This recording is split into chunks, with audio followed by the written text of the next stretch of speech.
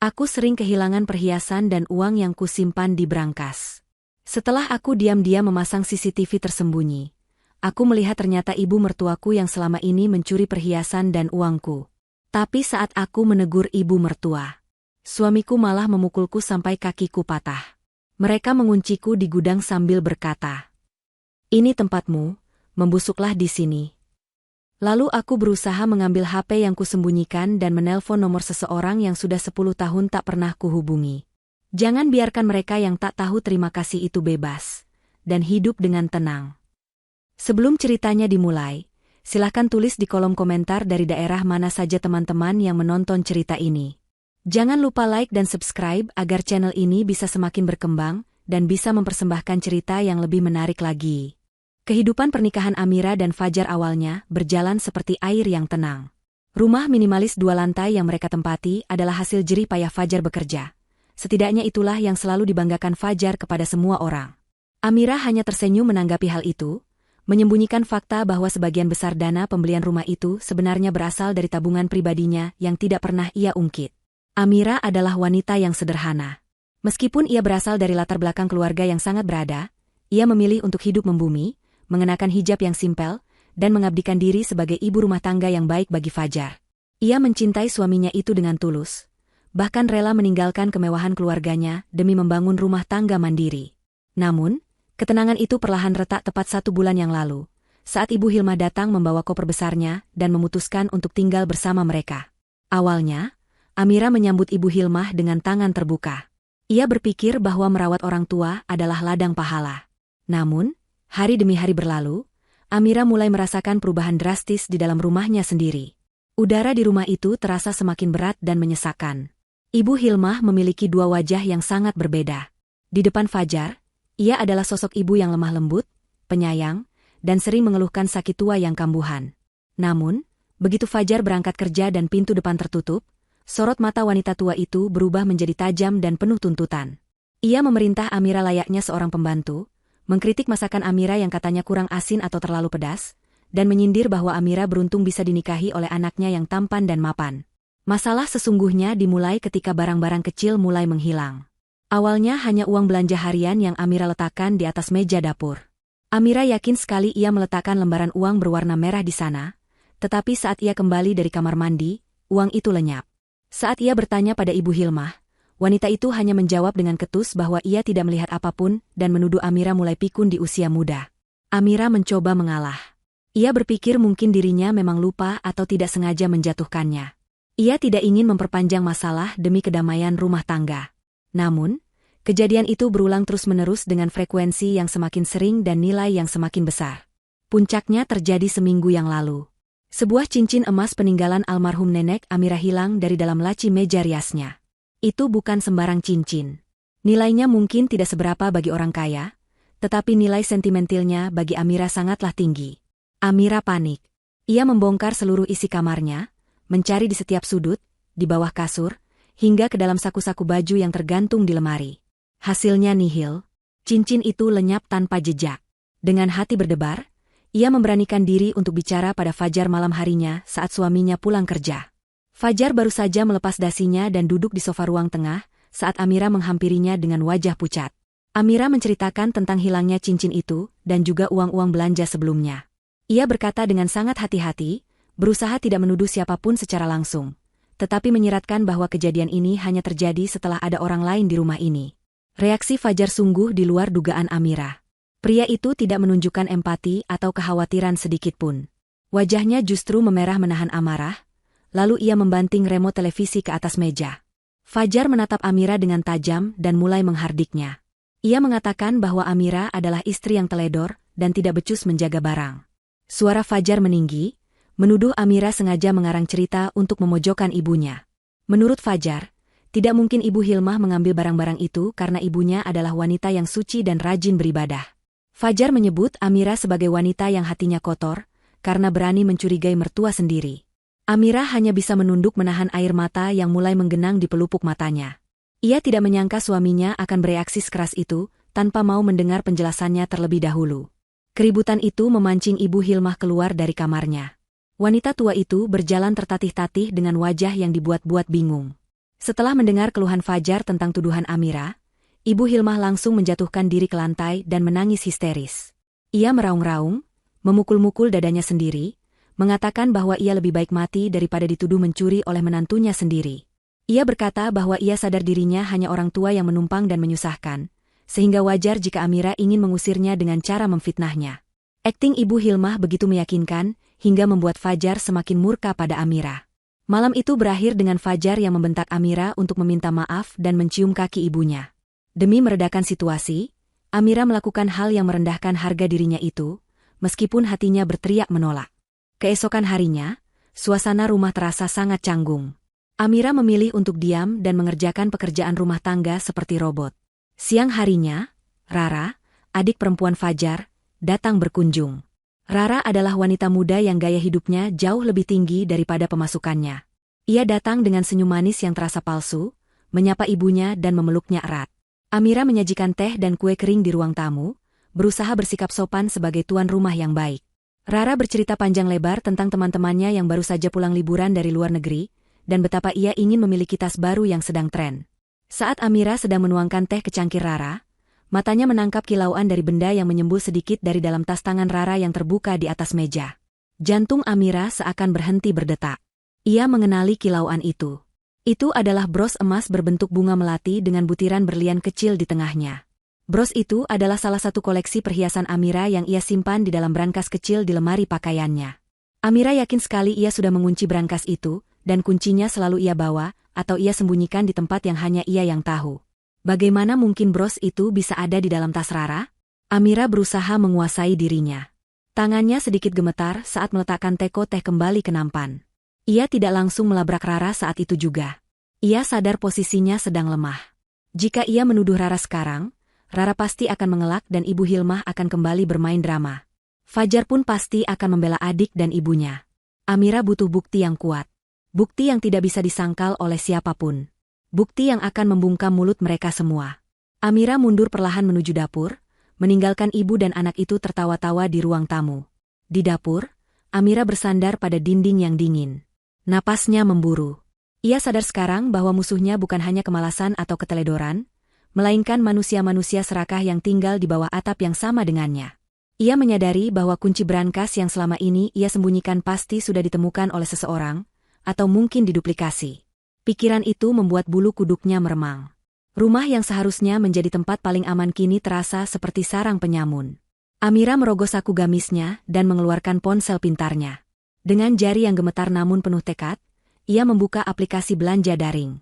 Ia mengetikkan kata kunci di kolom pencarian CCTV mini tersembunyi. Ia memilih model yang paling kecil, berbentuk seperti pengisi daya ponsel biasa yang tidak akan mencurigakan jika dicolokkan di dinding. Ia memesan 2 buah dengan pengiriman instan.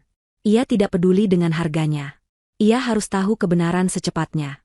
Ia harus melihat dengan mata kepalanya sendiri siapa dalang di balik semua ini. Amira menatap layar ponselnya yang menampilkan status pesanan sedang diproses. Tekadnya sudah bulat. Ia tidak akan lagi menjadi menantu yang bodoh dan diam saja. Jika mereka ingin bermain api, Amira akan memastikan mereka semua terbakar. Hari itu, di balik kelembutan sikapnya saat melayani Rara dan Ibu Hilmah makan siang, Amira mulai menyusun rencana. Ia akan membiarkan mereka merasa menang sedikit lebih lama, sebelum ia menarik topeng mereka satu persatu. Paket yang ditunggu-tunggu Amira akhirnya tiba sore harinya, saat kurir mengantarkannya ketika Fajar belum pulang dan Ibu Hilmah sedang tidur siang. Dengan cepat, Amira menyambar paket kecil itu dan membawanya ke kamar mandi. Ia membuka bungkusnya dengan hati-hati dan membuang kardusnya ke tempat sampah di luar rumah, agar tidak meninggalkan jejak. 2 buah kamera pengintai berbentuk adaptor pengisi daya kini ada di tangannya. Jantungnya berdegup kencang, campuran antara rasa takut ketahuan dan adrenalin untuk mengungkap kebenaran. Ia harus memasangnya di tempat yang strategis namun tidak mencolok. Amira memutuskan untuk memasang 1 kamera di ruang tengah, tepat menghadap ke arah lorong kamar utama, dan 1 lagi di dalam kamarnya sendiri. Ia menunggu momen yang tepat. Kesempatan itu datang saat Fajar pulang kerja dan sedang mandi, sementara Ibu Hilmah sibuk menonton sinetron di ruang televisi dengan volume keras. Amira masuk ke kamar tidur, mencolokkan kamera pertama di stop kontak yang berada di samping meja rias, tempat yang posisinya sempurna menyorot ke arah lemari pakaian dan brankas. Bentuknya yang benar-benar seperti kepala pengisi daya ponsel, membuat siapapun tidak akan curiga bahwa ada lensa kamera super kecil yang tersembunyi di dalamnya. Lampu indikatornya sudah ia matikan lewat pengaturan aplikasi, sehingga alat itu tampak mati dan tidak berbahaya. Selesai memasang di kamar, Amira keluar menuju ruang tengah. Ia berpura-pura sedang membersihkan debu di dekat meja telepon. Dengan gerakan cepat dan terlatih, ia menukar kepala pengisi daya ponsel rumah yang lama dengan kamera pengintai yang kedua. Posisinya sangat strategis untuk memantau siapa saja yang keluar masuk area privat mereka. Setelah memastikan semuanya terhubung ke aplikasi di ponselnya, Amira bernapas lega. Sekarang, mata digital itu akan menjadi saksi bisu atas segala kejadian di rumah ini selama 24 jam penuh. Ia menyembunyikan aplikasi tersebut di dalam folder yang terkunci di ponselnya, memastikan Fajar tidak akan sengaja menemukannya jika meminjam ponsel Amira. Malam harinya, suasana rumah terasa seperti biasa. Fajar makan malam dengan lahap tanpa banyak bicara, sementara Ibu Hilmah terus bercerita tentang tetangga sebelah yang menurutnya sombong. Amira hanya menanggapi seadanya. Pikirannya tidak berada di meja makan itu. Pikirannya tertuju pada layar ponselnya, dan apa yang mungkin akan ia temukan nanti. Setelah makan malam, Fajar mengeluh lelah dan ingin segera tidur. Amira pun mengikuti suaminya masuk ke kamar. Ia sengaja meletakkan dompetnya yang berisi uang tunai dalam jumlah cukup banyak di atas meja rias, seolah-olah ia lupa memasukkannya ke dalam tas. Ia juga membiarkan pintu lemari sedikit terbuka, memperlihatkan brankas kecil di dalamnya. Itu adalah umpan. Jam menunjukkan pukul 1 dini hari. Fajar sudah tertidur pulas di sampingnya, dengkuran halusnya terdengar berirama. Amira berbaring membelakangi suaminya, matanya terpejam namun kesadarannya terjaga penuh. Ia menunggu. 1 jam berlalu, tidak ada suara apapun selain suara jangkrik dari luar dan dengkuran Fajar. Amira mulai berpikir mungkin malam ini tidak akan terjadi apa-apa. Mungkin pencurinya sedang libur atau merasa sudah cukup dengan hasil jarahan kemarin. Namun, tepat saat kantuk mulai menyerang, Amira mendengar suara gerit pintu kamar yang dibuka dengan sangat pelan. Amira menahan napasnya. Ia tidak berani bergerak sedikit pun. Ia tetap memejamkan mata, mengatur napasnya agar terlihat seperti orang yang sedang tidur nyenyak. Langkah kaki terdengar mendekat. Langkah itu sangat ringan, seperti langkah kucing yang sedang mengendap-endap. Amira merasakan kehadiran seseorang di dekat meja rias. Jantungnya berpacu begitu kencang, hingga ia takut suaranya akan terdengar oleh si penyusup. Terdengar suara laci dibuka, lalu suara gemerincing kunci yang beradu pelan. Amira tahu suara itu. Itu adalah suara kunci brankas yang sedang diputar. Dalam kegelapan di balik selimut, Amira perlahan membuka sedikit matanya, mengintip melalui celah kecil. Ia tidak bisa melihat dengan jelas karena ruangan remang-remang, hanya diterangi cahaya lampu jalan dari celah tirai. Namun, ia tidak perlu melihat langsung sekarang. Ia punya rekaman CCTV. Ia menunggu sampai sosok itu keluar dari kamar. Setelah beberapa menit yang terasa seperti selamanya, sosok itu akhirnya melangkah keluar dan menutup pintu dengan sangat hati-hati. Amira menunggu 5 menit lagi untuk memastikan keadaan aman, lalu ia perlahan mengambil ponselnya yang ia sembunyikan di bawah bantal. Dengan tangan gemetar hebat, Amira membuka aplikasi CCTV. Ia memundurkan rekaman ke 10 menit yang lalu. Layar ponselnya menampilkan gambar hitam putih mode malam yang sangat jernih. Di sana, terlihat jelas pintu kamar terbuka. Sosok Ibu Hilmah masuk mengenakan daster tidurnya. Wajah wanita tua itu terlihat dingin dan fokus. Ia tidak terlihat seperti wanita tua yang sakit-sakitan. Ia berjalan tegap menuju lemari. Yang membuat darah Amira mendidih adalah apa yang terjadi selanjutnya. Ibu Hilmah mengeluarkan sebuah kunci dari balik kutangnya, kunci duplikat yang entah kapan ia buat, dan dengan mudah membuka brankas Amira. Di layar ponsel itu, Amira melihat Ibu Hilmah mengambil segepok uang tunai yang disimpan Amira untuk dana darurat, serta sebuah kalung emas putih. Ibu Hilmah mencium uang itu dengan senyum menyeringai yang mengerikan, lalu memasukkannya ke dalam saku dasternya. Amira merasa mual melihat keserakahan yang begitu telanjang. Namun, kejutan malam itu belum berakhir. Video terus berputar. Tepat saat Ibu Hilmah hendak menutup pintu brankas, pintu kamar kembali terbuka. Fajar masuk. Amira menutup mulutnya dengan tangan, menahan jeritan yang hendak meledak. Di layar, Fajar melihat ibunya sedang memegang uang dan perhiasan di depan brankas yang terbuka. Fajar tidak marah. Fajar tidak terkejut. Pria itu justru tersenyum lebar. Ia mendekati ibunya. Melalui fitur suara di CCTV yang cukup sensitif, Amira bisa mendengar bisikan mereka dengan jelas di tengah kesunyian malam. "Dapat banyak malam ini, Bu?" tanya Fajar sambil terkekeh pelan. "Lumayan, Jar. Istrimu itu memang bodoh. Dia menabung banyak sekali tapi tidak pernah sadar uangnya berkurang sedikit demi sedikit. Jawab Ibu Hilmah sambil menyerahkan beberapa lembar uang merah kepada Fajar. Fajar menerima uang itu dan menciumnya. Baguslah. Ambil saja, Bu. Lagi pula harta istri adalah harta suami juga. Amira itu terlalu pelit. Jadi kita yang harus pintar-pintar mengambil hak kita. Dia tidak akan sadar. Kalaupun dia sadar, dia tidak akan berani melawan ibu. Aku yang akan urus kalau dia mulai rewel. Kalimat itu menghantam dada Amira lebih keras daripada pukulan fisik manapun. Suaminya, imam yang selama ini ia hormati dan ia layani dengan sepenuh hati, ternyata adalah sekutu dari pencuri yang menjarah rumahnya. Fajar bukan hanya membiarkan ibunya mencuri, tetapi ia juga menikmati hasilnya dan secara aktif mendukung kejahatan itu. Fajar telah mengkhianati pernikahan mereka dengan cara yang paling hina. Air mata kemarahan menetes di pipi Amira. Tubuhnya gemetar hebat, bukan karena takut, tetapi karena rasa jijik dan benci yang tiba-tiba meluap tak terbendung. Ia merasa bodoh. Selama ini ia tidur di samping musuh dalam selimut. Ia merawat dan memberi makan ular-ular yang kini membelitnya. Tanpa sadar, tangan Amira menyenggol gelas air minum yang ada di meja nakas di samping tempat tidur. Prang! Gelas itu jatuh dan pecah berkeping-keping di lantai. Suara pecahan kaca itu terdengar memekakan telinga di tengah keheningan malam. Di layar ponsel, Amira melihat Fajar dan Ibu Hilmah yang ada di rekaman tersentak kaget. Namun, di dunia nyata, pintu kamar tiba-tiba terbuka lebar dengan kasar. Lampu kamar dinyalakan. Cahaya terang menyilaukan mata Amira. Di ambang pintu, berdiri Fajar dan Ibu Hilmah. Wajah mereka pucat pasi karena terkejut, tetapi dengan cepat berubah menjadi tatapan penuh kewaspadaan saat melihat Amira duduk di tempat tidur memegang ponselnya. Mereka melihat pecahan gelas di lantai, lalu tatapan mereka beralih ke wajah Amira yang basah oleh air mata namun, matanya menyala penuh amarah. Amira tidak lagi menunduk. Ia mengangkat wajahnya, menatap lurus ke arah suami dan ibu mertuanya. Malam itu, topeng telah terlepas, dan perang yang sesungguhnya baru saja dimulai. Suasana di dalam kamar tidur utama itu seketika berubah menjadi medan perang yang sunyi namun mematikan.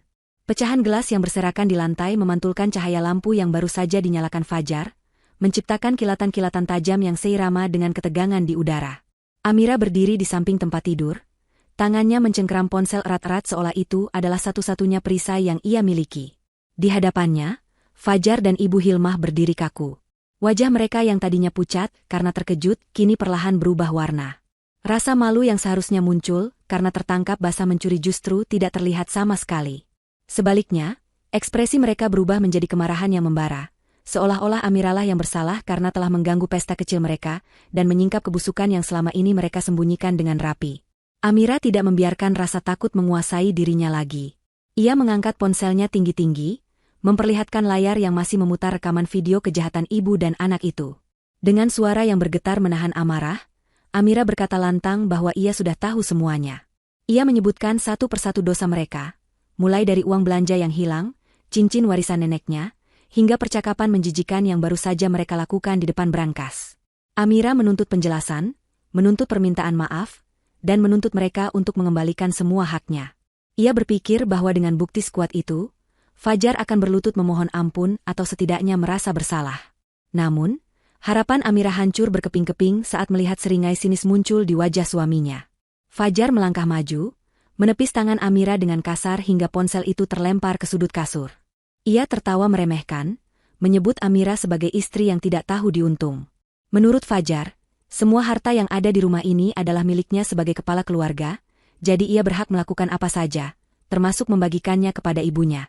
Ibu Hilmah yang merasa mendapat angin segar dari pembelaan anaknya langsung ikut menyerang. Wanita tua itu maju dan tanpa aba-aba melayangkan tamparan keras ke pipi Amira. Suara tamparan itu terdengar nyaring di ruangan yang hening. Pipi Amira terasa panas dan perih, namun rasa sakit di hatinya jauh lebih menyiksa. Ibu Hilmah berteriak memaki Amira, menyebutnya menantu durhaka yang berani memata-matai mertua sendiri dengan alat canggih. Untuk pertama kalinya dalam pernikahan mereka, Amira melawan. Ia mendorong bahu Ibu Hilmah agar menjauh darinya. Ia berteriak bahwa ia bukan sapi perah yang bisa diambil susunya sesuka hati lalu ditendang begitu saja. Amira mengancam akan membawa rekaman itu ke polisi dan menjebloskan mereka berdua ke penjara atas tuduhan pencurian dan kekerasan dalam rumah tangga. Mendengar kata polisi, mata Fajar menggelap. Ancaman itu membuat sisi iblis dalam dirinya bangkit sepenuhnya. Ia tidak bisa membiarkan reputasi dan kebebasannya hancur hanya karena ocehan istrinya. Fajar melihat ke sudut kamar, tempat ia biasa meletakkan tas golf miliknya. Dengan gerakan cepat, ia menyambar sebuah tongkat besi dari dalam tas tersebut. Amira mundur ketakutan saat melihat Fajar mendekat dengan tongkat besi di tangannya. Tatapan Fajar bukan lagi tatapan seorang suami, melainkan tatapan seorang pembunuh yang siap menghabisi mangsanya. Amira mencoba lari menuju pintu, tetapi Ibu Hilmah dengan sigap menjegal kakinya hingga Amira terjatuh keras ke lantai. Sebelum Amira sempat bangun, Fajar sudah berdiri di atasnya. Tanpa belas kasihan, Fajar mengayunkan tongkat besi itu sekuat tenaga ke arah kaki kanan Amira. Terdengar bunyi retakan tulang yang mengerikan, diikuti oleh jeritan memilukan Amira yang menggema ke seluruh penjuru rumah. Rasa sakit yang luar biasa langsung menjalar dari kakinya ke seluruh tubuh, membuat pandangannya memutih sesaat. Kakinya patah, tulang keringnya hancur dihantam besi dingin itu. Amira mengerang kesakitan, memegangi kakinya yang kini bengkok dengan posisi tidak wajar. Namun, siksaan itu belum berakhir.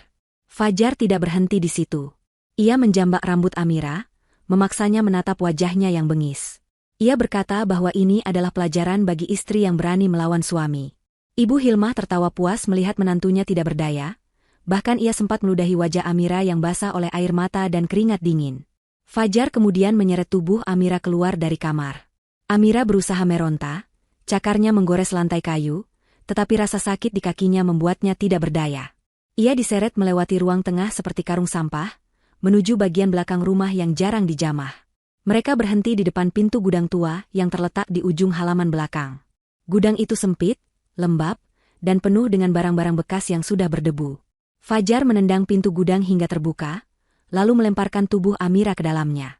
Amira terhempas ke lantai semen yang dingin dan kotor, debu beterbangan menyesakkan napasnya. Fajar berdiri di ambang pintu, siluet tubuhnya terlihat menakutkan di bawah sinar rembulan. Ia menatap Amira dengan jijik, seolah membuang kotoran yang tidak diinginkan. Fajar berkata dengan nada dingin yang menusuk tulang bahwa gudang ini adalah tempat yang pantas untuk Amira. Fajar mendeklarasikan bahwa mulai malam ini, Amira bukan lagi nyonya di rumah ini. Ia akan dikurung sampai ia belajar bagaimana caranya menjadi anjing penurut yang tidak banyak menggonggong. Fajar juga mengatakan bahwa semua aset, tabungan, dan perhiasan Amira sekarang resmi menjadi miliknya dan Ibu Hilmah. Sebelum menutup pintu, Fajar merampas ponsel Amira yang tadi sempat diambilnya kembali saat diseret. Ia memastikan Amira tidak memiliki akses komunikasi ke dunia luar. Pintu gudang dibanting keras, lalu terdengar suara kunci diputar dari luar. Gelap gulita langsung menyelimuti Amira. Di dalam kegelapan yang mencekam itu, disertai rasa sakit yang tak tertahankan pada kakinya yang patah, Amira mendengar teriakan terakhir Fajar dari balik pintu, menyuruhnya untuk membusuk di sana selamanya. Waktu seakan berhenti berputar di dalam gudang yang gelap dan pengap itu. Amira tidak tahu sudah berapa lama ia terbaring di lantai semen yang dingin. Mungkin sudah 2 hari, atau mungkin lebih. Rasa sakit di kaki kanannya yang patah kini berubah menjadi denyutan panas yang menjalar hingga ke pangkal paha. Kakinya membengkak besar dan mulai berubah warna menjadi ungu kebiruan. Tanpa obat, tanpa pertolongan medis, dan tanpa makanan sedikit pun, tubuh Amira perlahan melemah. Bibirnya pecah-pecah karena dehidrasi hebat, tenggorokannya terasa seperti disayat pisau setiap kali ia mencoba menelan ludah yang sudah kering. Satu-satunya teman yang ia miliki di ruangan itu hanyalah tikus-tikus got yang sesekali mencicit dan berlarian di sudut ruangan, serta bau apek dari kardus-kardus basah yang menumpuk di sekitarnya. Di tengah penderitaan fisiknya, siksaan mental justru terasa lebih menyakitkan. Dari celah ventilasi kecil di bagian atas gudang, Amira bisa mendengar suara kehidupan dari rumah utama. Ia mendengar suara tawa Fajar yang terbahak-bahak, suara cempreng Ibu Hilmah yang sedang memarahi pembantu harian baru, karena sekarang mereka merasa punya uang untuk menyewa pembantu, dan suara musik dangdut yang diputar kencang. Bau masakan lezat, aroma daging panggang dan bumbu rempah, menyusup masuk ke dalam gudang, menyiksa perut Amira yang kosong melompong. Mereka sedang berpesta. Mereka merayakan kemenangan mereka di atas penderitaan Amira. Mereka merayakan penguasaan harta yang bukan hak mereka, sementara pemilik aslinya sekarat di gudang belakang seperti binatang buangan. Kesadaran Amira mulai timbul tenggelam. Dalam kondisi setengah sadar itu, memori masa lalu berkelebat di benaknya. Ia teringat siapa dirinya yang sebenarnya. Ia bukan hanya Amira si istri penurut. Ia adalah putri dari keluarga Bratadikara, salah satu klan pengusaha paling berpengaruh di negeri ini. 10 tahun yang lalu, ia memilih pergi meninggalkan keluarganya, menanggalkan nama besarnya, dan memutus semua kontak demi mengejar cinta Fajar yang ia kira tulus. Ia ingat betapa kecewanya ayahnya, dan betapa marahnya Kak Dirga, kakak angkat sekaligus tangan kanan ayahnya, saat ia memilih kabur. Saat itu, sebelum ia pergi, Dirga sempat memaksanya membawa sebuah ponsel kecil model lama. Ponsel itu memiliki baterai yang tahan berminggu-minggu dan sinyal satelit khusus. Dirga berpesan, jika suatu saat dunia membelakanginya, teleponlah nomor yang tersimpan di sana. Amira tersentak. Ingatan tentang ponsel itu membangunkannya dari keputusasaan. Ponsel itu, ia tidak pernah menggunakannya, tapi ia selalu menyimpannya sebagai jimat keberuntungan. Karena bentuknya yang sangat kecil dan tipis, Amira menjahitnya di dalam lapisan dalam korset atau pakaian dalam khusus yang selalu ia kenakan untuk menjaga postur tubuh. Fajar tidak tahu tentang ponsel itu. Fajar hanya mengambil ponsel pintar utamanya. Dengan sisa tenaga yang nyaris habis, Amira berusaha duduk. Setiap gerakan kecil mengirimkan gelombang rasa sakit yang luar biasa dari kakinya yang patah, membuatnya mendesis menahan jeritan. Dengan tangan yang gemetar hebat dan keringat dingin yang mengucur deras, Amira merobek lapisan kain di bagian dalam pakaiannya. Jari-jarinya yang kaku meraba benda keras berbentuk persegi panjang kecil. Ada di sana. Benda itu masih ada di sana. Amira menarik keluar ponsel hitam mungil itu. Ia menekan tombol daya dengan harapan yang membumbung tinggi sekaligus ketakutan yang mencekam. Layar monokrom kecil itu menyala redup. Indikator baterai hanya menyisakan satu batang terakhir, berkedip lemah berwarna merah. Itu adalah kesempatan satu-satunya. Tidak ada kesempatan kedua. Jika panggilan ini gagal, ia akan mati membusuk di gudang ini. Amira menekan satu-satunya nomor yang tersimpan di kontak ponsel itu. Nama yang tertera di layar hanya satu kata, Dirga. Ia menempelkan ponsel itu ke telinganya yang berdengung. Nada sambung terdengar. Tu. Setiap detiknya terasa seperti satu abad. Jantung Amira berdegup kencang, takut tidak ada yang menjawab, atau nomor itu sudah tidak aktif lagi setelah 10 tahun berlalu. Air mata kembali mengalir di pipinya, kali ini bukan karena sakit, melainkan karena rasa rindu dan penyesalan yang mendalam. Ia menyesal telah mengabaikan keluarganya demi laki-laki iblis seperti Fajar. Tiba-tiba, nada sambung berhenti. Ada bunyi klik pelan, tanda panggilan terhubung. Suasana hening sejenak dari seberang sana. Lalu, terdengar suara bariton yang berat, dingin, namun sangat familiar. Suara yang dulu selalu melindungi Amira, suara yang dulu memperingatkannya tentang bahaya dunia luar. Halo? Suara itu menyapa datar, namun ada nada kewaspadaan yang tajam di dalamnya. Tenggorokan Amira tercekat. Ia berusaha mengeluarkan suara, tetapi yang keluar hanya desah napas parau. Ia mengumpulkan seluruh sisa tenaganya, memaksakan pita suaranya bekerja. Kak Dirga. Bisik Amira, suaranya pecah dan lemah, namun penuh dengan kepedihan yang tak terlukiskan. Hening sejenak di ujung telepon. Amira bisa merasakan ketegangan yang tiba-tiba memuncak di seberang sana. Suara Dirga berubah, tidak lagi datar, melainkan penuh dengan urgensi yang menakutkan. Amira, apakah itu kau? Di mana kau? Kenapa baru menghubungi sekarang? Tanya Dirga bertubi-tubi. Amira tidak punya waktu untuk menjelaskan semuanya. Kesadarannya mulai kabur lagi, dan baterai ponsel itu sudah berkedip semakin cepat. Ia harus menyampaikan inti pesannya. Ia harus memastikan Dirga tahu apa yang terjadi. Tolong aku, Kak. Ucap Amira tersendat-sendat, air matanya menetes membasahi lantai gudang yang kotor. Fajar dan ibunya, mereka mengurungku. Kakiku patah, mereka ingin aku mati di sini. Amira mengambil napas panjang yang menyakitkan sebelum mengucapkan kalimat terakhirnya dengan penuh dendam, sebuah kalimat yang akan mengubah nasib semua orang di rumah itu. Jangan biarkan mereka yang tak tahu terima kasih itu bebas. Jangan biarkan mereka hidup dengan tenang. Hancurkan mereka, Kak. Belum sempat Dirga menjawab, layar ponsel itu mati total. Baterainya habis. Gelap kembali menyelimuti Amira. Ponsel itu terlepas dari genggamannya yang melemah. Tubuh Amira ambruk kembali ke lantai.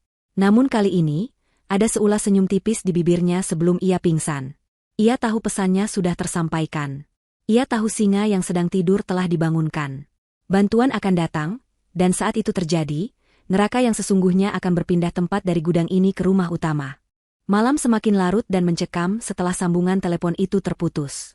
Amira terkulai lemas di lantai gudang yang dingin, kesadarannya timbul tenggelam antara rasa sakit yang menyiksa di kakinya dan harapan tipis yang baru saja ia lambungkan. Ponsel kecil yang menjadi penyambung nyawanya kini tergeletak mati di samping tangannya yang kotor oleh debu. Di luar sana, angin malam berdesir pelan, membawa aroma sisa-sisa pesta barbeku dari rumah utama yang kini sudah senyap. Fajar dan Ibu Hilma sudah terlelap dalam mimpi indah mereka tentang kekayaan, tidak menyadari bahwa di balik kegelapan malam, ada mata-mata elang yang sedang mengintai rumah mereka. 3 jam setelah panggilan telepon Amira, suasana di sekitar rumah itu berubah. Bukan lagi sekadar sunyi, tetapi hening yang mematikan, seolah alam pun tahu bahwa predator puncak sedang memasuki wilayahnya. Sebuah van hitam tanpa plat nomor berhenti jauh di ujung jalan kompleks perumahan. Dari dalam kendaraan itu, keluar 6 sosok pria berpakaian serba hitam dengan peralatan lengkap yang tidak mencolok namun mematikan. Mereka bukanlah polisi biasa. Mereka adalah unit keamanan swasta elit yang bekerja langsung di bawah perintah Tuan Dirga, keluarga Bratadikara. Mereka bergerak cepat dan senyap, melompati pagar rumah Fajar tanpa menimbulkan suara sedikitpun. Salah satu dari mereka melumpuhkan kamera CCTV yang baru saja dipasang Amira sebelumnya, memastikan tidak ada jejak digital dari kehadiran mereka. 2 orang anggota tim menyusup ke dalam rumah utama, melalui jendela dapur yang dicongkel dengan rapi. Tugas mereka sederhana namun krusial, yaitu memastikan penghuni rumah tetap tertidur pulas dan tidak terbangun saat evakuasi berlangsung. Mereka menyemprotkan gas tidur dosis rendah ke dalam kamar Fajar dan Ibu Hilma, membuat tidur kedua antagonis itu semakin lelap, seolah mati suri. Sementara itu, Tuan Dirga sendiri memimpin tim yang menuju ke gudang belakang. Pria bertubuh tegap dengan rahang tegas itu, menatap pintu gudang yang tergembok dengan tatapan nyalang penuh amarah. Tangannya mengepal erat hingga buku-bukunya memutih. Ia tidak menunggu anak buahnya membongkar gembok itu dengan alat canggih. Dengan sekali hentakan keras menggunakan pemotong besi hidrolik, rantai gembok itu putus dan jatuh berdenting ke tanah. Pintu gudang didorong terbuka. Cahaya senter taktis menyapu ruangan yang gelap dan pengap itu. Apa yang dilihat Dirga saat itu membuat darahnya mendidih hingga ke ubun-ubun. Di sudut ruangan, di antara tumpukan kardus bekas dan sarang laba-laba, terbaring sosok wanita yang dulu ia kenal sebagai putri yang anggun dan ceria. Kini, wanita itu tampak kurus kering, wajahnya pucat pasi, bibirnya pecah-pecah, dan kakinya membengkak mengerikan dengan posisi tulang yang bengkok tidak wajar. Dirga berlutut di samping tubuh Amira. Ia melepas jaketnya dan menyelimuti tubuh ringkih itu. Tangannya yang biasa memegang senjata kini gemetar saat menyentuh pipi adik angkatnya. Amira membuka matanya sedikit, pandangannya kabur karena demam tinggi, namun ia mengenali aroma parfum maskulin yang familiar itu. Bibirnya bergerak tanpa suara memanggil nama Dirga. Tanpa banyak bicara, Dirga mengangkat tubuh Amira dengan sangat hati-hati, seolah sedang membawa kaca yang retak. Tim medis lapangan yang ikut serta langsung memasang infus darurat dan menyuntikkan obat penahan rasa sakit dosis tinggi. Amira aman sekarang, tetapi misi Dirga belum selesai. Ia menatap gudang itu sekali lagi, tempat di mana adiknya disiksa. Ia ingin menghabisi Fajar saat itu juga, tetapi Amira meminta pembalasan yang lebih menyakitkan daripada sekadar kematian. Ia harus membuat mereka merasa menang sebelum menjatuhkan mereka ke dasar neraka. Sesuai rencana, tim Dirga mulai menata skenario. Mereka menempatkan beberapa barang bukti palsu yang akan mengarahkan dugaan pada kecelakaan akibat korsleting listrik. Sebuah manekin medis yang terbuat dari bahan organik yang menyerupai daging manusia ditempatkan di posisi Amira berbaring tadi, lengkap dengan sisa potongan pakaian yang sama persis dengan yang dikenakan Amira. Setelah Amira dibawa masuk ke dalam van medis yang menunggu di luar, salah satu anggota tim menyiramkan cairan kimia khusus yang mudah terbakar namun tidak berbau menyengat di beberapa titik gudang. Dirga menyalakan pemantik api, menatap nyala kecil itu dengan dingin, lalu melemparnya ke tumpukan kardus. Api menyambar dengan cepat, melahap isi gudang dengan rakus. Tim itu mundur dan menghilang ke dalam kegelapan malam secepat kedatangan mereka, meninggalkan api yang mulai membesar dan akan menjadi awal dari mimpi buruk Fajar, meski pria itu belum menyadarinya. Menjelang subuh, api sudah membumbung tinggi melalap seluruh struktur gudang kayu tersebut. Tetangga sekitar yang terbangun karena bau asap dan cahaya merah yang menerangi langit mulai berteriak panik. Sirene pemadam kebakaran meraung-raung memecah keheningan pagi. Fajar dan Ibu Hilma terbangun dengan kaget, batuk-batuk karena asap yang mulai masuk ke rumah utama. Mereka berlari keluar dengan wajah panik yang asli, karena mereka takut api akan merambat ke rumah mewah mereka. Di halaman belakang, petugas pemadam kebakaran sedang berjibaku memadamkan sisa-sisa api. Fajar berdiri mematung menatap puing-puing gudang yang sudah menjadi arang. Di dalam hatinya, ada perasaan aneh yang campur aduk. Ia tahu Amira ada di dalam sana. Jika gudang itu habis terbakar, artinya Amira juga habis. Seorang petugas pemadam kebakaran menghampiri Fajar dengan wajah prihatin. Ia menyampaikan kabar yang sudah dinantikan sekaligus ditakuti Fajar. Petugas itu mengatakan bahwa mereka menemukan sisa-sisa jasad yang hangus terbakar di dalam reruntuhan, kondisinya sangat mengenaskan dan sulit dikenali. namun diduga kuat itu adalah korban yang terperangkap. Mendengar itu, Ibu Hilmah langsung menjerit histeris. Ia bukan menangisi kematian Amira, melainkan sedang memulai akting terbaiknya di depan para tetangga yang mulai berkumpul. Ia menangis sambil menyebut nama Amira, mengatakan betapa sedihnya ia kehilangan menantu kesayangannya. Fajar pun ikut bersandiwara. Ia berlutut di tanah, menutupi wajahnya dengan tangan, bahunya terguncang-guncang seolah menangis hebat. Padahal di balik telapak tangannya, bibirnya menyunggingkan senyum tipis. Masalahnya sudah selesai. Istrinya yang menyebalkan sudah lenyap, dan sekarang seluruh aset rumah dan tabungan akan jatuh ke tangannya tanpa ada yang bisa menggugat. Pagi itu diwarnai dengan air mata palsu dan kepulan asap hitam, menandai kematian Amira dan kelahiran monster yang sesungguhnya dalam diri Fajar. 6 bulan telah berlalu sejak tragedi kebakaran yang menewaskan Amira. Waktu setengah tahun itu seolah menjadi masa keemasan bagi Fajar dan Ibu Hilmah. Uang asuransi jiwa Amira, yang entah bagaimana bisa cair dengan sangat cepat dan nominalnya jauh lebih besar dari yang Fajar duga, kini telah mengubah gaya hidup mereka secara drastis. Rumah minimalis yang dulu sederhana kini telah direnovasi menjadi norak dengan pilar-pilar emas imitasi dan patung-patung marmer di halaman depan. Fajar telah membeli mobil sedan sport keluaran terbaru berwarna merah menyala yang selalu ia parkir di depan rumah agar semua tetangga bisa melihatnya. Penampilannya pun berubah. Ia kini selalu mengenakan setelan jas bermerek, jam tangan mewah yang berkilau, dan rambut yang ditata klimis. Ia berjalan dengan dagu terangkat tinggi, merasa seolah dunia berada di genggamannya. Ibu Hilmah pun tidak mau kalah. Wanita tua itu kini tampak seperti toko emas berjalan. Gelang keroncong memenuhi kedua lengannya, kalung emas sebesar rantai kapal melingkar di lehernya, dan jari-jarinya penuh dengan cincin permata berbagai warna. Setiap hari kerjanya hanya berbelanja di mal, arisan dengan sosialita palsu, dan memamerkan kekayaannya pada siapa saja yang mau melihat. Rara dan Sinta, kedua adik Fajar, juga ikut menumpang hidup dan menikmati kemewahan itu. Mereka sering mengadakan pesta di rumah, mengundang teman-teman mereka untuk mabuk-mabukan dan berfoya-foya. Mereka benar-benar lupa bahwa semua kemewahan yang mereka nikmati itu berasal dari darah dan nyawa wanita yang dulu mereka siksa. Mereka merasa di atas angin, merasa tidak tersentuh hukum, dan meyakini bahwa nasib baik akan selamanya memihak mereka. Namun, di balik kegelapan yang mereka lupakan, Amira sedang menjalani metamorfosis yang menyakitkan namun menguatkan. Selama 6 bulan ini, Amira disembunyikan di sebuah fasilitas rehabilitasi medis milik keluarga Bratadikara di luar negeri. Kakinya yang hancur dioperasi oleh ahli bedah tulang terbaik dunia. Proses penyembuhannya sangat menyiksa. Amira harus menjalani terapi fisik setiap hari, belajar berjalan kembali langkah demi langkah dengan menahan rasa sakit yang luar biasa. Setiap kali ia merasa ingin menyerah, bayangan wajah Fajar yang memukul kakinya dan tawa Ibu Hilmah saat ia dikurung di gudang menjadi bahan bakar yang membakar semangatnya. Ia tidak hanya menyembuhkan fisiknya, tetapi juga mengubah total penampilannya.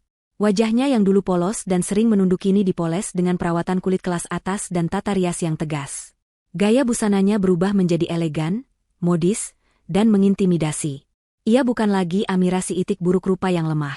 Ia kini terlahir kembali sebagai Nyonya Mira, seorang investor properti dingin yang memiliki kekayaan tak terbatas. Roda nasib mulai berputar kembali ke arah Fajar saat perusahaan tempatnya bekerja, sebuah firma konstruksi menengah, dikabarkan sedang diambang kebangkrutan karena salah urus manajemen. Desas-desus mengatakan bahwa perusahaan itu akan diakuisisi oleh sebuah grup investasi raksasa bernama Phoenix Holdings. Fajar awalnya panik, takut kehilangan jabatannya sebagai manajer yang baru saja ia dapatkan, hasil menyogok atasan dengan uang asuransi Amira. Namun, kabar lanjutan menyebutkan bahwa pemilik baru perusahaan akan mempertahankan karyawan lama dan bahkan memberikan bonus besar bagi manajer yang berprestasi. Kepercayaan diri Fajar yang melambung tinggi membuatnya yakin bahwa ia akan menjadi anak emas pemilik baru tersebut. Ia mempersiapkan presentasi terbaiknya, memakai jas termahalnya, dan menyemprotkan parfum berlebihan di hari pertemuan perdana dengan sang investor baru. Hari itu tiba, suasana kantor terasa tegang. Semua karyawan berbaris rapi, menunduk takut saat rombongan pemilik baru tiba. Fajar berdiri di barisan paling depan direksi, tersenyum percaya diri. Pintu ruang rapat besar terbuka. Masuklah beberapa pengawal berbadan tegap, diikuti oleh asisten pribadi, dan terakhir, sosok utama yang ditunggu-tunggu.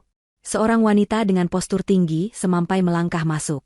Ia mengenakan setelan blazer putih gading yang membalut tubuhnya dengan sempurna, dipadukan dengan hijab sutra berwarna emas yang senada. Kacamata hitam besar menutupi sebagian wajahnya, Namun aura kekuasaan yang memancar darinya begitu kuat, hingga membuat udara di ruangan itu terasa membeku. Suara ketukan sepatu hak tingginya menggema di lantai marmer. Tuk, tuk, tuk, seolah menghitung mundur sisa waktu kejayaan Fajar. Wanita itu duduk di kursi utama di ujung meja panjang, membelakangi jendela besar yang menampilkan pemandangan kota. Ia belum melepas kacamata hitamnya. Fajar, yang duduk tepat di seberangnya, merasa ada sesuatu yang aneh. Postur tubuh wanita itu, cara ia meletakkan tangannya di atas meja, terasa sangat familiar. Namun otaknya menolak untuk mempercayai apa yang ia lihat. Asisten wanita itu membuka pertemuan, memperkenalkan pimpinan baru Phoenix Holding sebagai Nyonya Mira, seorang triliuner muda yang baru saja kembali dari Eropa. Jantung Fajar berdesir mendengar nama itu. Mira? Mirip sekali dengan nama mendiang istrinya. Tapi tidak mungkin, pikir Fajar. Amira sudah jadi abu, ia melihat sendiri jenazahnya diangkat petugas. Pak Fajar. Suara wanita itu memecah lamunan Fajar. Suaranya jernih, tegas, dan dingin sedingin es kutub. Itu bukan suara Amira yang lembut dan sering bergetar takut. Ini adalah suara seorang ratu yang sedang memberi titah. Saya dengar Anda adalah manajer yang paling ambisius di sini. Saya sudah membaca laporan keuangan divisi Anda. Sangat menarik. Fajar menelan ludah, keringat dingin mulai merembes di pelipisnya. Ia berdiri dengan gugup, berusaha mempertahankan senyumnya. Terima kasih, Bu Mira. Saya selalu memberikan yang terbaik untuk perusahaan. Perlahan, wanita itu mengangkat tangannya dan melepas kacamata hitamnya. Ia menatap lurus ke manik mata Fajar. Detik itu juga, dunia Fajar serasa runtuh. Wajah itu, mata itu, hidung itu, semuanya adalah milik Amira. Namun, tidak ada kehangatan di sana. Tatapan mata itu kosong, gelap, dan tajam seperti mata pisau bedah yang siap menguliti. Fajar terhuyung ke belakang, kakinya lemas hingga ia nyaris jatuh dari kursinya. Amira, desisnya tak percaya, suaranya tercekat di tenggorokan. Wajahnya memucat seperti mayat. Wanita itu tidak berkedip. Bibirnya yang memerah menyunggingkan senyum tipis yang mengerikan, senyum yang sama sekali tidak mencapai matanya. Amira? Tanyanya dengan nada mengejek yang halus. Maaf, Pak Fajar. Saya rasa Anda salah orang. Nama saya Mira Bratadikara. Saya dengar istri Anda meninggal dalam kebakaran tragis 6 bulan lalu karena kelalaian instalasi listrik, atau begitulah laporan polisinya. Kata-kata itu diucapkan dengan penekanan yang penuh arti, seolah ia tahu persis apa yang sebenarnya terjadi. Fajar gemetar hebat. Otaknya berputar kacau. Logikanya mengatakan Amira sudah mati, tapi instingnya berteriak bahwa wanita di depannya adalah mimpi buruk yang bangkit dari kubur. Nah, Pak Fajar, lanjut Nyonya Mira sambil membuka berkas tebal di hadapannya, mengabaikan keterkejutan Fajar yang kini menjadi tontonan direksi lain. Mulai hari ini, hidup dan mati karir Anda ada di tangan saya. Kita punya banyak sekali pekerjaan yang harus diselesaikan. Saya harap, kaki Anda cukup kuat untuk berlari mengejar target saya, tidak seperti kaki mendiang istri Anda yang malang itu. Kalimat penutup itu menghantam dada Fajar dengan telak. Itu bukan kebetulan. Wanita ini tahu tentang kaki Amira. Fajar menatap horor ke arah Nyonya Mira, yang kini kembali memasang kacamata hitamnya dan memberi isyarat agar rapat dimulai. Fajar sadar, ia tidak sedang berhadapan dengan hantu. Ia sedang berhadapan dengan iblis yang jauh lebih menakutkan daripada dirinya sendiri, dan permainan balas dendam baru saja dimulai di atas meja rapat itu. Kehidupan Fajar yang semula terasa di atas awan kini berubah drastis menjadi neraka duniawi sejak kedatangan Nyonya Mira di perusahaan. Kantor yang dulunya adalah tempat Fajar memamerkan kekuasaannya sebagai manajer, kini berubah menjadi penjara penyiksaan mental. Nyonya Mira tidak langsung memecat Fajar. Wanita itu justru melakukan hal yang jauh lebih kejam.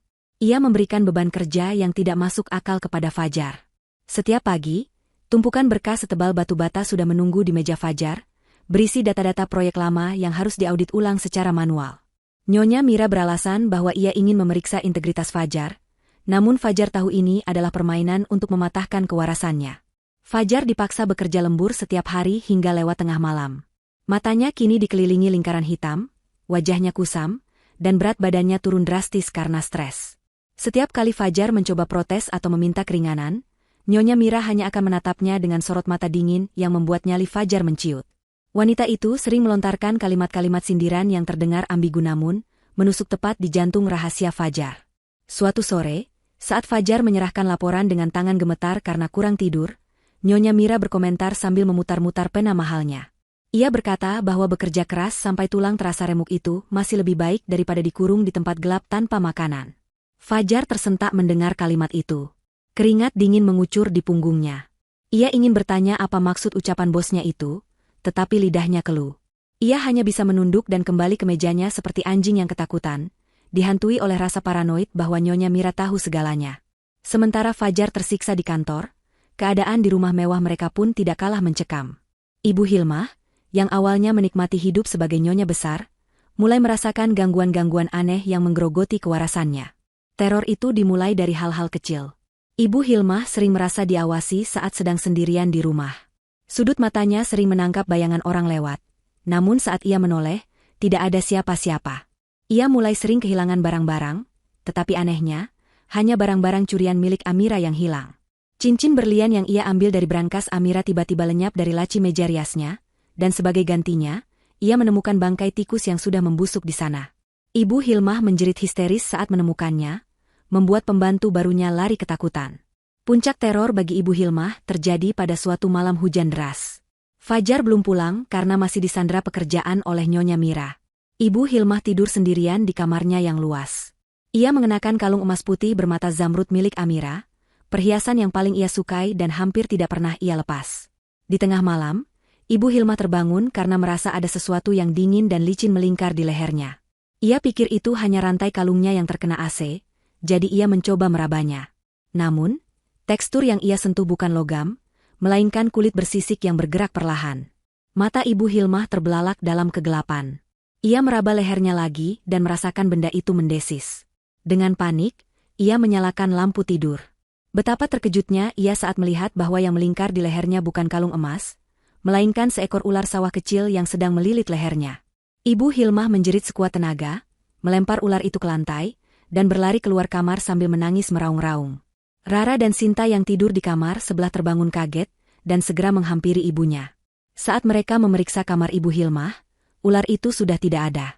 Yang ada di lantai hanyalah kalung emas putih itu, tergeletak begitu saja. Anak-anaknya berusaha menenangkan Ibu Hilmah, mengatakan bahwa ibunya mungkin hanya bermimpi buruk atau berhalusinasi karena faktor usia. Namun Ibu Hilmah bersikeras bahwa itu nyata. Ia merasakan sisik dingin itu di kulitnya. Sejak malam itu, Ibu Hilmah tidak berani tidur dalam keadaan gelap. Ia menjadi paranoid, sering bergumam sendiri, dan wajahnya yang dulu sombong kini terlihat layu dan ketakutan. Teror psikologis itu mencapai klimaksnya 2 hari kemudian. Siang itu rumah sepi karena Rara dan Sinta pergi berbelanja. Ibu Hilmah baru saja selesai mandi dan berdiri di depan cermin besar di kamarnya untuk menyisir rambut. Saat ia menatap pantulan dirinya di cermin, matanya menangkap tulisan berwarna merah darah yang tergores di kaca cermin di belakangnya. Tulisan itu berbunyi, "Kau menikmati harta orang mati, Bu." Tulisan itu tampak menetes-netes seolah ditulis dengan darah segar. Jantung Ibu Hilmah serasa berhenti berdetak. Napasnya sesak. Bayangan wajah Amira yang menangis saat diseret ke gudang tiba-tiba muncul di kepalanya. Rasa bersalah yang selama ini ia kubur dalam-dalam kini bangkit menjadi monster yang mencekik lehernya. Dadanya terasa nyeri hebat, pandangannya kabur, dan ia pun ambruk ke lantai tak sadarkan diri. Sore harinya, Fajar pulang dan menemukan ibunya tergeletak di lantai kamar dengan mulut berbusa. Ia panik setengah mati dan segera melarikan Ibu Hilmah ke rumah sakit. Dokter mendiagnosis Ibu Hilmah terkena serangan jantung ringan akibat stres berat dan kaget yang berlebihan. Meskipun nyawanya tertolong, Ibu Hilmah harus menjalani perawatan intensif. Saat sadar, Ibu Hilmah terus meracau tentang hantu Amira yang datang menuntut balas. Ia memegang tangan Fajar erat-erat, memohon agar mereka pindah dari rumah itu dan membuang semua barang milik Amira. Namun Fajar, yang rasionalitasnya sudah tertutup oleh keserakahan dan utang gaya hidup, menolak percaya. Ia menganggap ibunya hanya sedang sakit pikiran. Fajar justru marah, karena merasa masalah bertambah lagi di saat ia sedang pusing menghadapi tekanan dari Nyonya Mira. Ia tidak sadar, jaring laba-laba yang ditenun Amira dan Dirga sudah melilit leher mereka semakin erat, menunggu waktu yang tepat untuk sentakan terakhir. Seminggu setelah Ibu Hilmah keluar dari rumah sakit, sebuah undangan eksklusif datang ke meja kerja Fajar. Undangan itu berlapis bludru hitam dengan tulisan tinta emas yang elegan. Itu adalah undangan untuk menghadiri gala dinner tahunan Phoenix Holdings. Di dalam undangan itu tertera jelas, kepada Bapak Fajar beserta keluarga. Fajar yang membacanya merasa seolah mendapat angin segar di tengah gurun pasir. Ia berpikir bahwa ini adalah tanda Nyonya Mira mulai melunak padanya. Mungkin kerja kerasnya selama ini membuahkan hasil. Atau mungkin Nyonya Mira ingin memperkenalkan dirinya sebagai salah satu manajer andalan kepada para investor lain. Kesombongan Fajar kembali muncul. Ia melupakan teror-teror kecil yang terjadi belakangan ini dan fokus pada kesempatan untuk pamer. Fajar segera memberitahu keluarganya. Rara dan Sinta bersorak kegirangan. Bagi mereka, ini adalah kesempatan untuk masuk ke lingkaran sosialita kelas atas dan mungkin menggaet pria kaya. Ibu Hilmah, meski masih lemah dan paranoid, dipaksa Fajar untuk ikut. Fajar beralasan bahwa ketidakhadiran ibunya bisa dianggap tidak menghormati bos besarnya. Demi penampilan sempurna di pesta itu, Fajar nekat menggunakan kartu kredit kantor, yang aksesnya belum dicabut, untuk menyewa gaun-gaun malam desainer terkenal dan jas mahal untuk dirinya sendiri. Mereka ingin terlihat seperti keluarga bangsawan, padahal sejatinya mereka hanyalah parasit yang berbalut sutra. Malam pesta tiba. Ballroom Hotel Bintang 5 itu disulap menjadi tempat yang sangat mewah dengan lampu kristal raksasa dan dekorasi bunga-bunga segar yang didatangkan dari luar negeri. Tamu-tamu undangan yang hadir adalah para konglomerat, pejabat, dan selebriti papan atas. Ketika Fajar dan keluarganya melangkah masuk, mereka berjalan dengan dagu terangkat tinggi. Rara dan Sinta sibuk mengambil swafoto di setiap sudut. Sementara Ibu Hilmah berusaha tersenyum kaku sambil memamerkan perhiasan, yang sebagian besar palsu karena yang asli sudah hilang atau dijual. Mereka tidak menyadari tatapan-tatapan aneh dari beberapa tamu yang berbisik-bisik saat melihat mereka.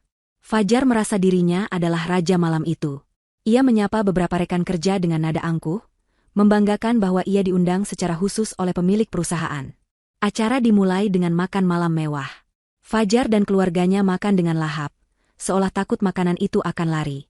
Etika makan mereka yang buruk terlihat kontras dengan tamu-tamu lain yang anggun. Tak lama kemudian, lampu ruangan diredupkan. Pembawa acara naik ke panggung dan mengumumkan bahwa acara puncak akan segera dimulai. Presentasi visi misi baru Phoenix Holdings oleh Nyonya Mira, sekaligus pemutaran video profil perusahaan. Fajar bertepuk tangan paling keras, berharap Nyonya Mira melihat antusiasmenya dari atas panggung. Nyonya Mira naik ke podium. Ia mengenakan gaun malam panjang berwarna merah darah yang sangat memukau, dipadukan dengan hijab hitam yang dihiasi bros berlian. Ia berdiri di sana, menatap seluruh hadirin dengan senyum misterius. Matanya berhenti tepat di meja bundar tempat Fajar dan keluarganya duduk. Tatapan itu begitu tajam hingga membuat Ibu Hilmah kembali gemetar ketakutan. "Selamat malam, hadirin sekalian," ucap Nyonya Mira, suaranya menggema jernih.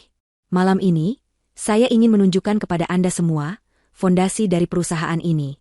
Fondasi yang dibangun di atas kejujuran dan keadilan. Namun sebelum itu, mari kita saksikan sebuah kisah nyata tentang pengkhianatan yang terjadi tepat di lingkungan kita." Fajar mengerutkan kening. Kisah pengkhianatan? Ia pikir ini video tentang proyek konstruksi. Layar LED raksasa di belakang panggung menyala. Namun, yang muncul bukanlah grafik saham atau video gedung bertingkat.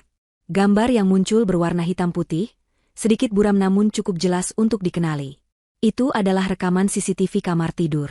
Jantung Fajar berhenti berdetak saat melihat tanggal yang tertera di pojok video. Tanggal kejadian pencurian itu.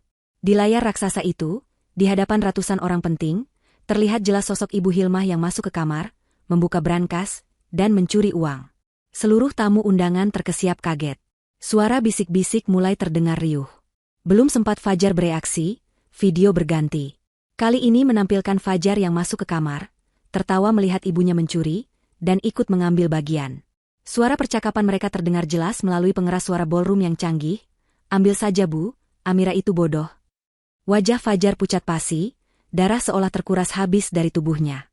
Rara dan Sinta menutup mulut mereka dengan tangan, malu setengah mati. Ibu Hilmah mematung di kursinya, matanya melotot tak percaya aibnya dipertontonkan sedemikian rupa.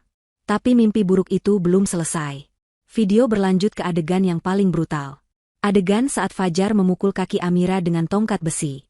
Bunyi kerak tulang patah terdengar menggelegar di seluruh ruangan, diikuti jeritan kesakitan Amira yang menyayat hati. Keheningan yang mencekam melanda ballroom. Semua mata kini tertuju pada meja Fajar dengan tatapan jijik dan marah. Para tamu undangan, yang rata-rata adalah orang berpendidikan, merasa mual melihat kekejaman itu. Nyonya Mira di atas panggung menunjuk ke arah Fajar dengan telunjuknya. "Itulah wajah asli manajer yang kalian banggakan. Seorang anak yang mencuri dari istrinya, dan seorang suami yang mematahkan kaki wanitanya sendiri demi harta." Fajar tidak tahan lagi. Ia merasa seperti ditelanjangi di depan umum. Panik menguasai dirinya. Ia mendorong kursinya hingga terjungkal dan mencoba lari menuju pintu keluar. Ini bohong. Ini rekayasa, teriaknya histeris, berusaha menyangkal bukti yang sudah sangat jelas.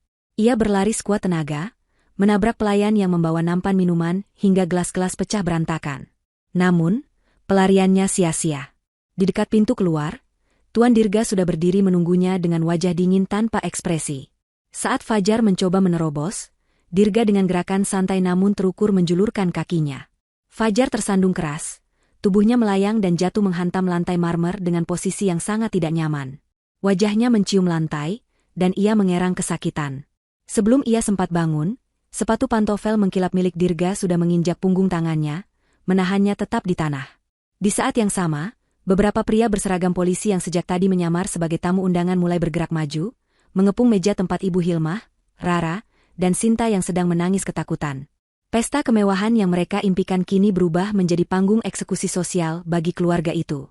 Suasana di dalam ballroom Hotel Bintang 5 yang semula penuh dengan denting gelas kristal dan tawa sopan para elit kini, berubah menjadi hening yang mencekam, seolah udara di ruangan itu tersedot habis. Ratusan pasang mata tertuju pada satu titik di dekat pintu keluar, di mana Fajar terkapar di lantai marmer yang dingin dengan wajah mencium debu. Kaki Tuan Dirga yang berbalut sepatu kulit mengkilap menekan punggung tangan Fajar dengan kekuatan yang terukur namun melumpuhkan, membuat pria itu tidak bisa bangkit apalagi melarikan diri. Di layar raksasa di panggung utama, video kekejaman Fajar yang mematahkan kaki Amira baru saja selesai diputar, meninggalkan bayangan mengerikan di benak setiap orang yang menyaksikannya. Tidak ada lagi tepuk tangan, tidak ada lagi kekaguman. Yang tersisa hanyalah tatapan jijik, bisikan mencemooh, dan penghakiman sosial yang jauh lebih menyakitkan daripada hukuman fisik manapun. Fajar merasakan jantungnya memukul-mukul rongga dadanya dengan liar, napasnya memburu, dan keringat dingin membasahi kemeja mahalnya yang kini kusut. Ia ingin menghilang. Ia ingin bumi menelannya saat itu juga, namun kenyataan memaksanya untuk tetap di sana, menjadi tontonan kehinaan bagi orang-orang yang selama ini ingin ia saingi. Di atas panggung yang bermandikan cahaya sorot, Nyonya Mira perlahan melangkah turun dari podium.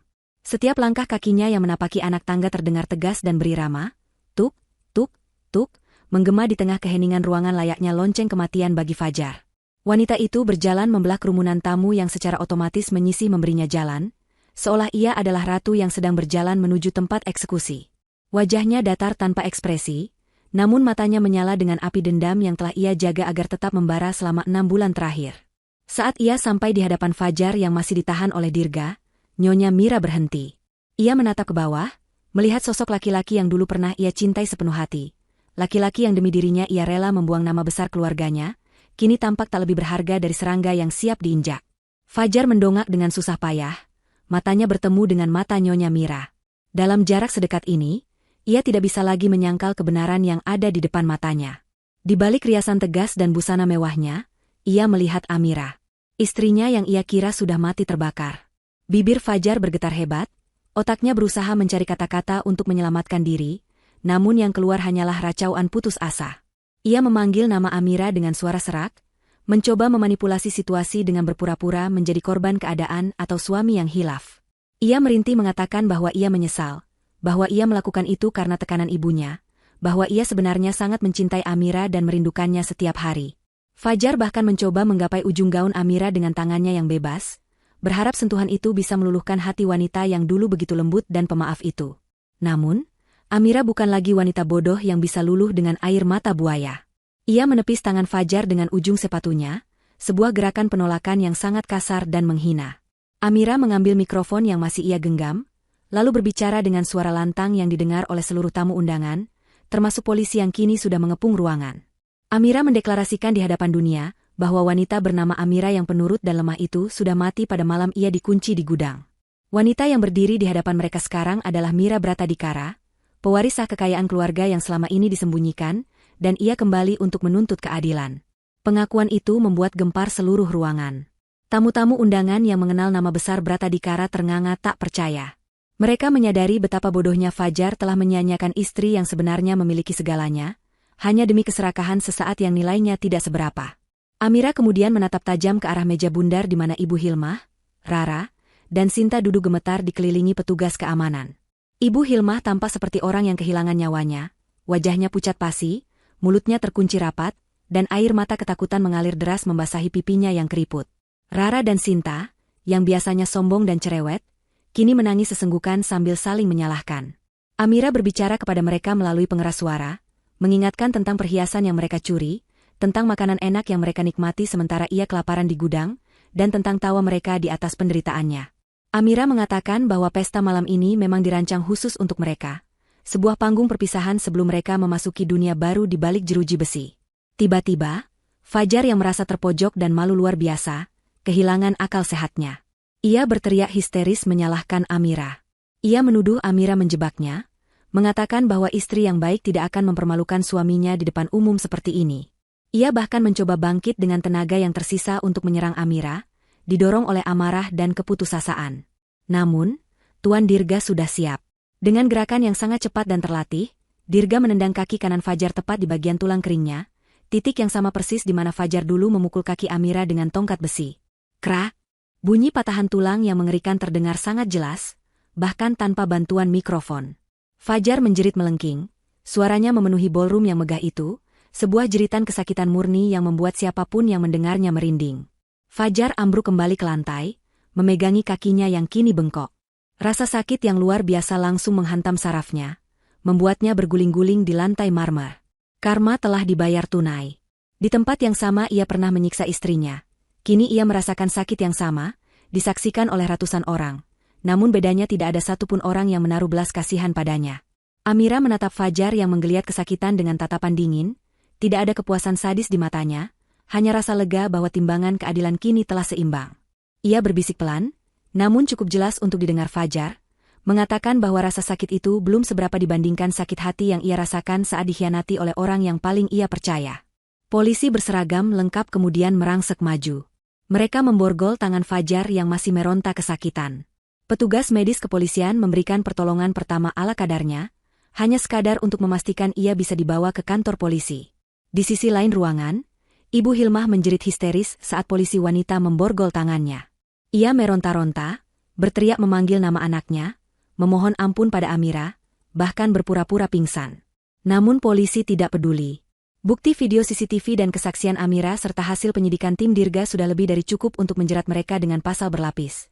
Pencurian pemberatan, penggelapan, penipuan, hingga percobaan pembunuhan berencana. Rara dan Sinta pun digelandang keluar. Wajah mereka ditutupi rambut untuk menghindari kilatan kamera wartawan yang tiba-tiba sudah menunggu di lobi hotel. Malam itu berakhir dengan pemandangan yang sangat kontras. Di satu sisi, keluarga Fajar diseret keluar seperti kriminal kelas teri, diiringi cemoohan dan tatapan hina dari masyarakat kelas atas. Di sisi lain, Amira berdiri tegak di tengah ruangan, dikelilingi oleh rekan-rekan bisnis yang kini menatapnya dengan rasa hormat dan segan.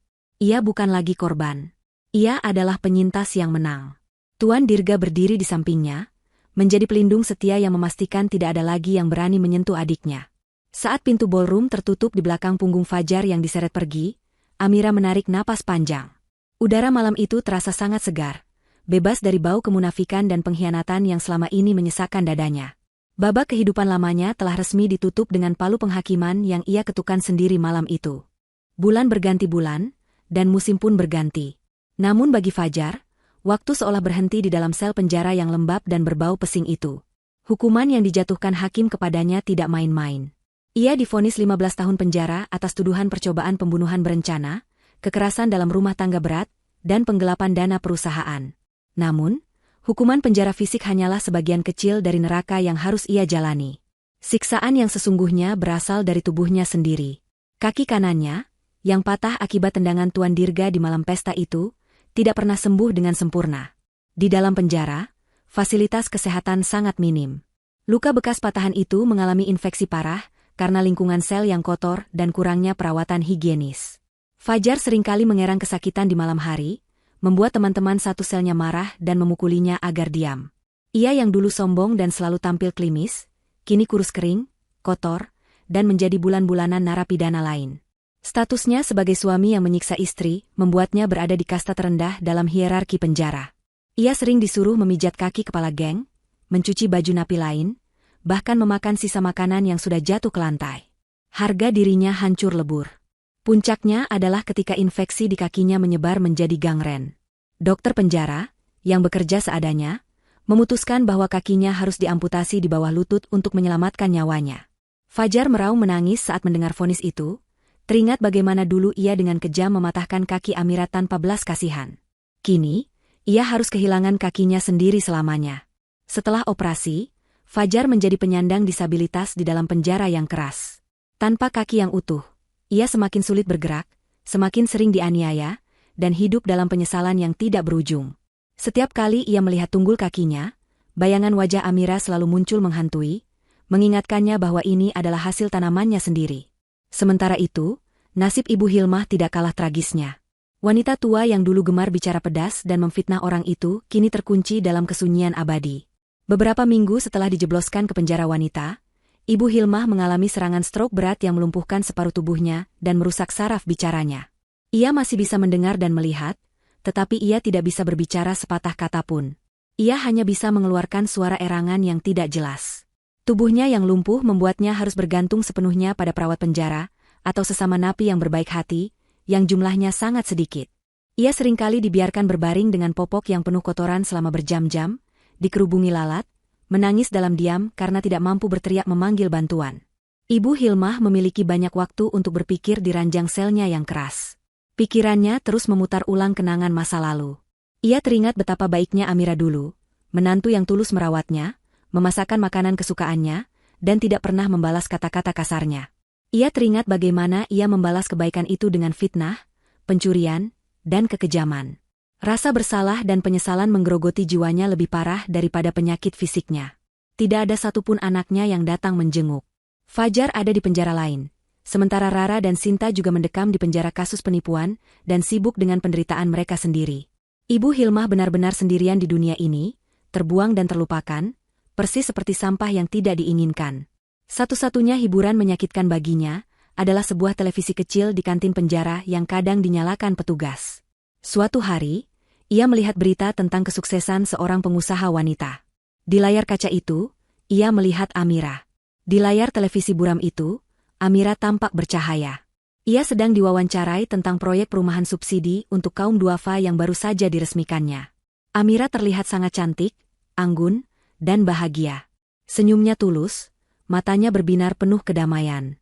Tidak ada lagi jejak kesedihan atau trauma di wajahnya. Ibu Hilmah menatap layar itu dengan air mata yang mengalir deras. Tangannya yang sehat mencoba menggapai layar seolah ingin meminta maaf. Namun hanya udara kosong yang ia dapat. Ia menyadari bahwa Amira telah terbang tinggi, mencapai langit yang tidak akan pernah bisa ia sentuh lagi, sementara dirinya terperosok ke dalam lumpur hitam yang ia buat sendiri. Pemandangan itu menjadi hukuman batin terberat bagi Ibu Hilmah. Mengetahui bahwa orang yang ia zalimi kini hidup mulia, sementara ia sendiri hancur tanpa sisa. Di luar tembok penjara yang suram, kehidupan terus berjalan. Amira berdiri di balkon penthouse apartemen mewahnya yang menghadap ke langit kota Jakarta yang jingga di kala senja. Angin sore meniup ujung jilbabnya dengan lembut. Di tangannya, ia memegang secangkir teh hangat. Tuan Dirga berdiri tidak jauh darinya, bersandar pada pagar balkon sambil tersenyum tipis.